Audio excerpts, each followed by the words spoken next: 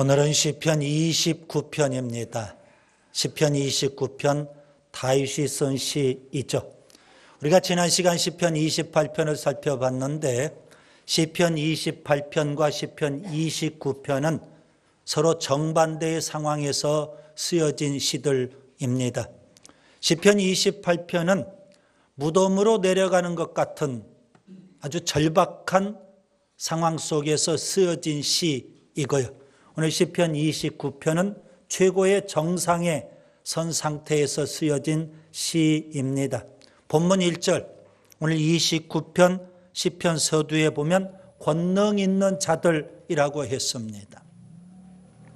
여기 권능 있는 자들, 이 표현은 일반적으로 천군 천사를 가리킵니다.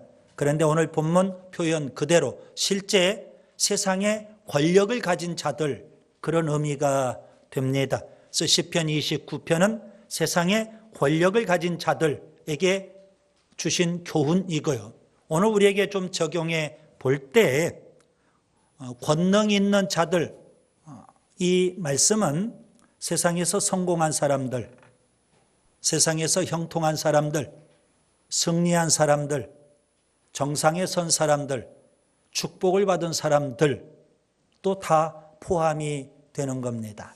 한 걸음 더 나아가 정상을 향해서 나아가는 사람들, 좀 더 예전보다 상태가 나아지고 좀 더 좋아지고 좀 더 전진하고 좀 더 진보하고 좀 더 향상이 되고 좀 더 발전되는 그런 상태에 있는 사람들, 그들 모두를 다 포함하는 표현, 그것이 바로 권능 있는 자들이라고 말씀할 수 있겠습니다. 정상에 선 사람들, 그리고 정상을 향해서 나아가는 사람들에게 주신 교훈인데요. 오늘 다윗은 우리에게 세 가지를 교훈하고 있습니다. 그래서 저는 오늘 본문을 세 단락으로 나누어서 말씀드리려고 합니다. 첫째, 하나님께 영광을 돌려야 합니다. 여러분 본문 1절과 2절을 보겠습니다. 다윗은 세상에서 성공한 사람이었습니다. 그는 본래 시골의 목동이었죠. 그런 그가 어느 날 혜성처럼 나타나서 골리앗을 물리칩니다. 이스라엘의 영웅이 됩니다. 그의 인기는 하늘을 찌를 듯합니다. 사람들이 그렇게 말하죠.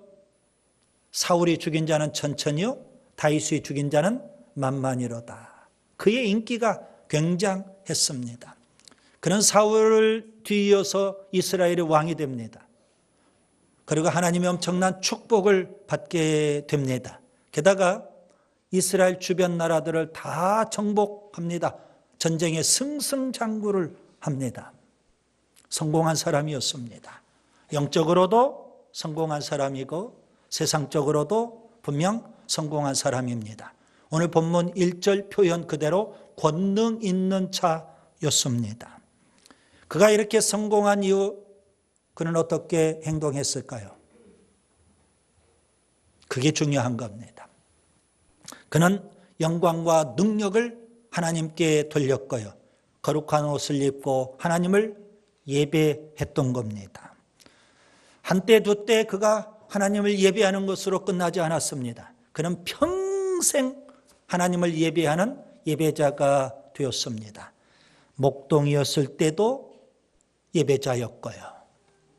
인기가 하늘을 찌를 듯 상승했을 때도 예배자였고요. 왕이 되었을 때도 예배자였고요. 주변 나라들을 다 정복하고 전쟁에서 승승장구했을 때도 예배자였고요. 전무후무할 정도로 하나님으로부터 복을 받았을 때에도 그는 여전히 예배자였습니다. 한결같이 그는 하나님 앞에 영광을 돌렸고 하나님을 예배하는 예배자였던 겁니다. 그런데 대부분 사람들은 다윗과 같지를 않죠. 조금 성공하면, 조금 형통하면, 조금 승리하면, 조금 복을 받으면, 조금 잘 살게 되면, 조금 권세를 갖게 되면 사람이 달라집니다.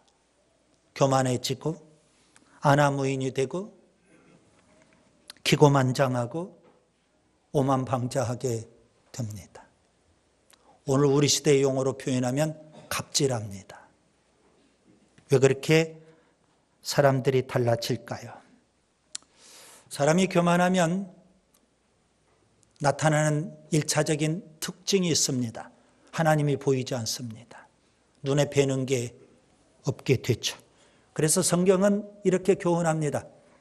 고린도전서 10장 12절 그런즉 선줄로 생각하는 자는 어디에 섰을까요? 그런즉 정상의 선줄로 생각하는 자는 넘어질까 조심하라. 여러분 어디에서 넘어질까요? 서 있을 때, 성공할 때, 정상에 서 있을 때, 그때 넘어지는 것을 조심해야 됩니다. 우리가 골짜기에 있을 때, 인생이 밑바닥을 칠 때, 그때 하나님 앞에 영광을 돌리고 하나님을 예배할 수 있다면 얼마나 좋을까요? 정반대로 우리가 정상에 섰을 때, 성공했을 때 하나님께 영광을 돌리고 하나님을 예배할 수 있다면 얼마나 좋을까요? 여러분 우리가 골짜기에 있을 때 혹은 우리의 인생이 밑바닥을 칠 때 그때 하나님 예배한다는 것 쉽지 않은 일입니다. 그런데 정상에 섰을 때, 성공했을 때 그때 하나님을 예배한다는 것, 하나님께 영광 돌린다는 것, 그것 또한 어려운 일입니다. 그래서 성경은 우리에게 이렇게 말씀합니다. 고린도전서 10장 31절 그런즉 먹든지 마시든지 무엇을 하든지 하나님의 영광을 위하여 하라. 하나님 영광이 목적이 되어야 되는데 성공이 목적이 되면 성공할 때는 하나님께 영광을 돌리는 듯해요. 성공하지 않고 실패하면 영광이고 뭐고 없어요. 목적이 하나님 영광이 되어야 되는데 세상적인 것에 목적을 두니까 그런 현상이 벌어지더라는 겁니다. 사울왕을 아시죠? 처음에 그가 참 겸손한 사람이었습니다. 그런데 왕이 되고 난 다음에 태도가 달라집니다. 교만해지고 하나님 말씀에 불순종하고 그러니 하나님께서 그를 포기하시죠. 악령에 쓰이게 되고 인생을 망치죠. 결국 실패한 왕이 되고 말았습니다. 바벨론의 느부갓네살 왕을 잘 아실 겁니다. 바벨론 제국을 통치하는 왕입니다. 세계를 정복했습니다. 그런데 어느 날 갑자기 금신상을 세웁니다. 그 금신상이 자기라는 겁니다. 그리고 모든 백성으로 하여금 금신상 앞에 절하라는 겁니다. 절하지 아니하면 풀무불에 쳐넣습니다. 사드락 메삭 아벳느고가 단호하게 거절합니다. 우리는 우상 섬길 수 없다는 거예요. 극렬히 타는 풀무불 속에 쳐넣어버렸습니다. 사람이 이렇게 달라지죠? 미디안 광야에서 목자 생활하고 있던 모세에게 하나님이 나타나셨습니다. 떨기나무 불꽃 가운데서 하나님이 나타나셔서 하나님이 모세를 부르실 때 맨 처음 모세에게 뭘 요구하셨을까요? 여러분 굉장히 중요한 거예요. 맨 처음 모세에게 요구하신 게 뭐냐 이거예요. 출애굽기 3장 5절에 보면 내가 선 곳은 거룩한 땅이니 내가 선 곳은 거룩한 땅이니 내 발에서 신을 벗으라. 내 발에서 신을 벗으라. 신을 벗으라고 요구하셔요. 여러분 고대 세계의 종은 신을 신지 못했습니다. 그렇다면 하나님께서 지금 모세에게 신을 벗으라는 것은 무슨 의미일까요? 너는 내 앞에 종이 되라. 하나님의 종이에요. 모세는 이스라엘 백성 앞에 정말 위대한 지도자입니다. 출애굽의 역사를 이끌었던 위대한 지도자예요. 어느 누구를 모세와 비교할 수 있겠어요? 그는 이스라엘 백성 앞에 그런 위대한 지도자이지만 그는 하나님 앞에 하나님의 종에 불과하더라는 겁니다. 이걸 모세가 평생 잊지 않아요. 그리고 그는 끊임없이 하나님께 영광을 돌리고 하나님을 예배하는 자가 되는 겁니다. 자꾸 정상에 서고 성공을 하고 형통할 때 여러분 우리가 교만하면 하나님이 대적하셔요. 그런데 겸손히 하나님께 영광을 돌리고 하나님을 예배하면 하나님이 그 인생을 귀하게 여기시는 거예요. 그래서 여러분 우리의 삶이 자꾸 나아지고 향상이 되고 우리의 삶이 자꾸 높아져 갈수록 하나님께 영광을 돌리고 하나님을 예배하는 자가 되어야 돼요. 그 다음에 두 번째요. 하나님의 음성을 들어야 됩니다. 본문 3절부터 9절을 보겠습니다. 세상에서 성공할수록 형통할수록 승리할수록 권세를 가질수록 복을 누릴수록 여러분 누구의 음성을 듣느냐가 참으로 중요합니다. 본문 1절 표현 그대로 권능 있는 자들 주변에는 사람들이 몰려들게 되어 있습니다. 내가 자꾸 성공하면 할수록 내가 권세가 주어지면 주어질수록 나에게 그럼 주변에 사람들이 많이 몰려들게 되어 있어요. 그때 여러분 무슨 소리를 듣고 싶으실까요? 아첨하는 소리, 칭찬하는 소리 거기에 익숙해지면 안 되는 겁니다. 듣고 싶은 말만 들으면 안 돼요. 듣기 좋은 말만 들으면 그 인생은 망칠 수밖에 없는 거예요. 솔로몬 왕 이후 그의 아들 르호보암이 왕이 되었습니다. 솔로몬 왕 때에는 국가적으로 대규모 토목 사업이 많이 진행이 됐어요. 그래서 이스라엘 백성들이 굉장히 힘들었어요. 과중한 세금 때문에도 힘들었고 과중한 중노동 때문에도 힘들었어요. 이게 왕이 바뀌고 르호보암 왕이 되니까 이스라엘 백성들이 건의했어요. 솔로몬 왕 때 그 무거운 세금과 중노동에서 우리를 좀 해방시켜 달라고. 너무 무거운 멍에를 우리가 지고 있다고. 그때 르호보암 왕이 3일의 말미를 달라고 했어요. 내가 너희들에게 해답을 주겠다고. 3일 동안 그가 솔로몬 시대 때 그 원로들의 의견을 들어요. 마음에 안 들거든요. 원로들의 의견을 무시해버려요. 이스라엘 백성들의 요구사항도 다 무시해버려요. 그리고 젊은 사람들, 측근들이죠. 신진 세력들이죠. 듣기 좋은 이야기, 듣고 싶은 얘기만 그들에게서 들어요. 그리고 3일이 지난 다음에 그가 더 강압 정책을 펴요. 나라가 둘로 쪼개졌어요. 남쪽 유다, 북쪽 이스라엘. 남쪽 유다는 2개 지파, 북쪽 이스라엘은 10개 지파. 10개 지파가 다 떠나버렸어요. 민심이 확 돌아서 버린 거예요. 칭찬하는 소리, 아첨하는 소리, 듣고 싶은 말, 그런 말에 우리가 익숙해지면 안 돼요. 사람은 누구나 칭찬하는 말, 아첨하는 말 듣고 싶어 해요. 듣기 좋은 말 들으려고 해요. 듣고 싶은 말 들으려고 해요. 그거 조심해야 되는 거예요. 또 어떤 사람은 이런 경우도 있어요. 듣는 것보다 자꾸 말하려고 해요.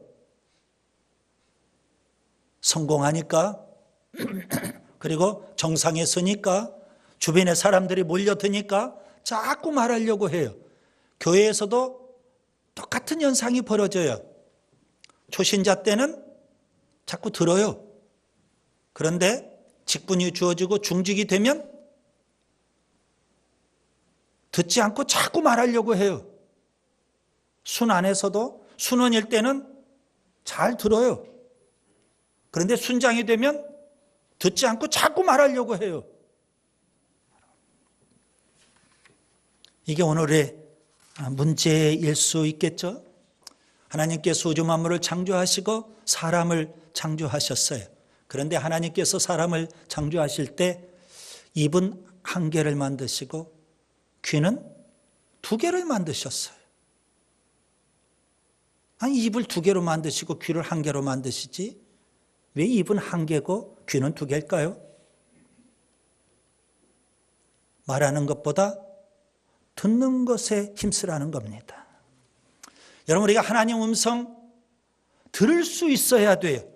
오늘 본문을 보세요. 본문 3절부터 9절 사이에 보면 7번에 걸쳐서 하나님의 소리라는 표현이 나옵니다. 하나님의 음성에 귀를 기울일 줄 알아야 되는 겁니다. 특별히 누가요? 권능 있는 자들이 하나님의 소리에 귀를 기울여야 돼요. 성공하고 형통하고 승리하고 축복이 주어질 그때 사람의 소리가 아니라 하나님의 음성을 들어야 되는 거예요. 교회에서 중직자가 되면 될수록 하나님의 음성에 귀를 기울여야 되는 거예요. 엘리야 선지자를 보세요.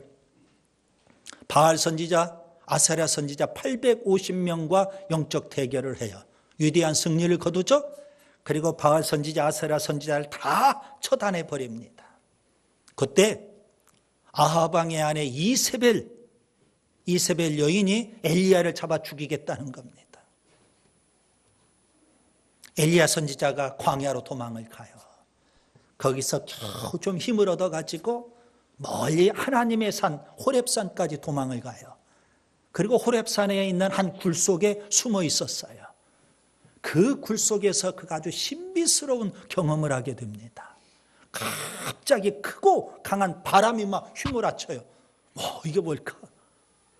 그 바람이 지나고 나서요, 지진이 막 일어나요. 지진이 막 정신이 번쩍 드는 거예요. 지진이 지나고 나서 막 불이 또 일어나요. 막 희한한 불이 막 일어나는 거예요.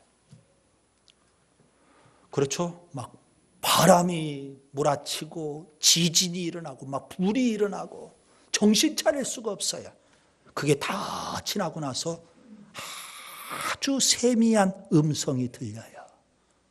하나님의 음성이에요. 엘리야가 그 하나님의 음성을 듣고 다시금 그가 숨어있던 굴에서 나와가지고 사명에 사는 모습을 볼 수가 있죠. 요엘 선지자 그 시대 때 엄청난 자연재해가 임했어요. 아주 기근이 심했어요. 가뭄 기근이. 게다가 메뚜기 재앙이 몇 년째 계속되는 거예요. 최소 4년 메뚜기 재앙이 임했어요. 요엘서 1장 4절에 요엘 선지자가 이렇게 말합니다. 팥중이가 남긴 것을 메뚜기가 먹고, 메뚜기가 남긴 것을 느치가 먹고, 느치가 남긴 것을 황충이 먹는다는 거예요. 팥중이, 메뚜기, 느치, 황충 다 메뚜기과예요. 매년 그런 메뚜기 재앙들이 휘몰아쳐 버렸어요. 그러니 모든 이스라엘 백성들이 다 죽는다고 아우성이에요. 다 통곡을 해요. 그때 요엘 선지자 한 사람만이 하나님의 음성을 듣습니다. 그리고 그는 분연히 일어나서 여호와의 날이 임박했다고 그렇게 하나님 말씀을 전하잖아요. 예수님 보세요. 그는 하나님의 아들이셔요. 요한복음 1장에 보면 말씀이 되신다 그랬어요. 예수님 자체가 말씀이에요. 그 예수님이 무슨 하나님의 음성을 들을 필요가 있으시겠어요? 말씀 자체가 되시는 분인데, 그런데 700년 전 이사야 선지자는 예수님에 대한 예언을 하면서 이렇게 표현을 해요. 이사야서 50장 4절 5절 주 여호와께서 학자들의 혀를 내게 주사, 여기 나라는 1인칭 단수 나는 메시아 예수 그리스도를 가리키는 겁니다. 주 여호와께서 학자들의 혀를 내게 주사 나로 곤고한 자를 말로 어떻게 도와줄 줄을 알게 하시고 아침마다 깨우치시되 나의 귀를 깨우치사 학자들같이 알아듣게 하시도다. 여호와께서 나의 귀를 여셨으므로 내가 거역하지도 아니하며 뒤로 물러가지도 아니하나이다.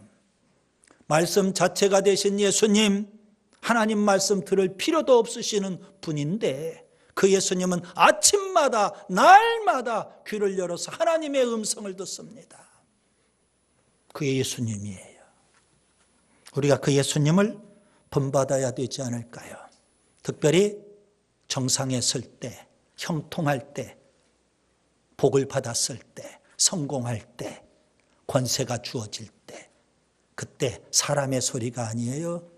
아첨하는 소리, 칭찬하는 소리, 듣기 좋은 소리, 듣고 싶은 소리, 그런 소리만 들으면 안 돼요. 하나님의 말씀을 들어야 돼요. 그 다음에 세 번째, 하나님의 통치를 받아야 됩니다. 본문 10절부터 11절을 보겠습니다. 하나님은 온 세상을 통치하시죠. 과거에도 미래에도 현재에도 하나님은 온 세상을 통치하시는 만왕의 왕이 되십니다.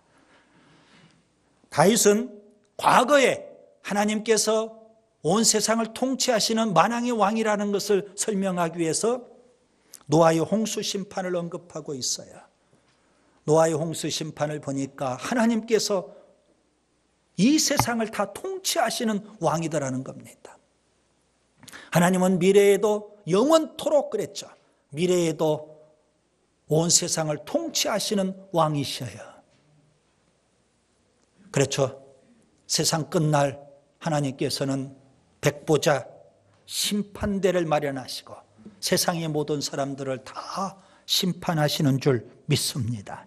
만왕의 왕이 되셔요. 하나님은 지금도 다윗이 살고 있는 지금 그 시대에도 하나님은 통치하시는 왕이십니다. 비록 겉으로는 다윗이 이스라엘의 왕으로서 이스라엘 나라를 통치하는 것 같아도 하나님께서 이스라엘을 통치하시고 이스라엘 백성은 하나님의 백성이 되고 그래서 하나님은 통치하시는 왕이시기 때문에 이스라엘 백성들에게 힘을 주시고 평강의 복을 주신다는 겁니다. 선지서를 보면은요, 이사야부터 시작해서 말라기까지 선지서에 보면 하나님께서는 북이스라엘을 심판하시겠다. 남쪽 유다도 심판하시겠다. 경고의 메시지가 나와요. 그리고 또 하나님께서는요, 선지자를 통해서 어김없이 이스라엘 주변 나라 열방도 다 심판하시겠다. 그렇게 말씀하고 계셔요. 무슨 의미죠? 하나님은 만왕의 왕으로서 온 세상을 통치하시는 분이라는 겁니다. 오늘 시편 29편의 저자 다윗은 이스라엘의 왕이죠. 그런데 그는 한 번도 하나님이 왕이시라는 사실을 잊어버리지를 않아요. 평생 그가 마음에 새기고 살아요. 하나님이 왕이시다는 거예요. 비록 그가 이스라엘의 왕으로서 이스라엘 백성을 통치하지만 그는 이스라엘 백성을 통치하기 이전에 하나님의 통치를 받았던 거예요. 사람 앞에서는 내가 이스라엘의 왕이지만 하나님 앞에서는 하나님의 통치를 받는 하나님의 백성이라는 사실입니다. 여러분, 사울왕과 다윗왕 우리가 비교를 해볼 필요가 있겠죠. 사울왕은 실패한 왕이고요. 다윗왕은 성공한 왕이에요. 둘 다 똑같은 왕이지만 한 사람은 실패, 한 사람은 성공이에요. 뭐 때문에 그런 차이가 있었을까요? 사울왕은 하나님의 통치를 거부했어요. 다윗은 끝까지 하나님의 통치를 받아요. 권능 있는 자들이, 성공한 자들이, 축복받은 자들이, 승승장구하는 자들이 하나님의 통치를 받는다면 얼마나 좋을까요? 예수님은 공생애를 시작하시면서 천국 복음을 전파하셨습니다. 마태복음 4장 17절 회개하라 천국이 가까이 왔느니라. 예수님이 말씀하신 그 천국은 우리가 죽어서 가는 저 세상을 말씀하기보다는 이 땅에서 하나님의 통치를 받는 그런 곳을 의미하는 겁니다. 우리는 죽어서 가는 저 세상 천국만 생각하지만 하나님이 통치하시는 하나님의 주권이 임하는 곳, 그것이 바로 천국이라는 말씀입니다. 그래서 예수님께서는 천국을 선포하시고 귀신도 쫓아내셔요. 왜? 하나님의 통치가 임하는 곳이니까.